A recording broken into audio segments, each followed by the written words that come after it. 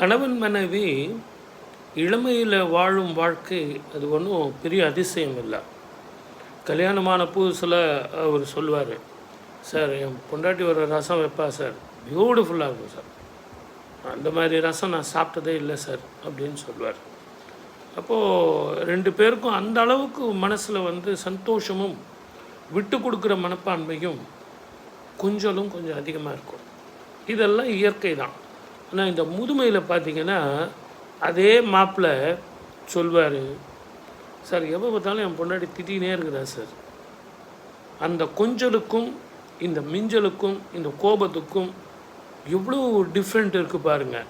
ஆனால் இரண்டுலேயுமே நல்லா யோசனை பண்ணி பாருங்கள், அந்த அன்புங்கிற ஒரு த்ரெட்டு இருந்துக்கிட்டே இருக்குது.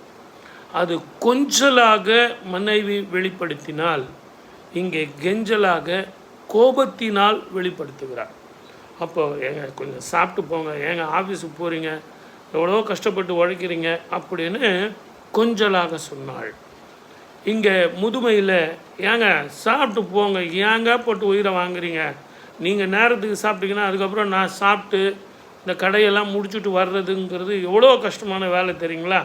தயவு செஞ்சு சொல்கிறத கேளுங்க, உங்களால் நானும் சாப்பிடாமல் இருக்கேன்.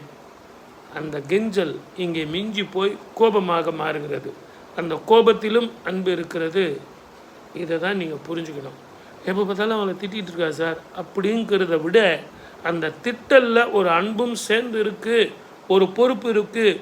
உங்களது வாழ்க்கையில் தான் என்னுடைய வாழ்க்கை சேர்ந்து இருக்குங்கிறத அவள் மறைமுகமாக உங்களுக்கு சொல்கிறான்னு நீங்கள் தெரிஞ்சுங்க.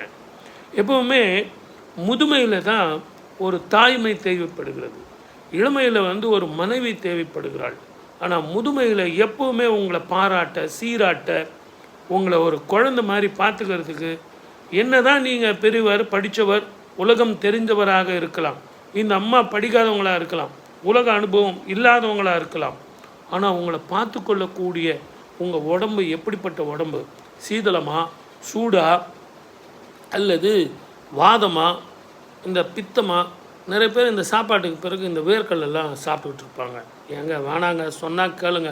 டாக்டர் சொன்னார் தெரியுமா, தானியெல்லாம் நிறைய இடத்துக்கு சொன்னார், இல்லைங்க உங்களுக்கு பித்த உடம்புங்க, வேணாங்க அதை சாப்பிடாதீங்க அப்படின்னு அந்த பொறுப்போடு சொல்கிறா பாருங்க.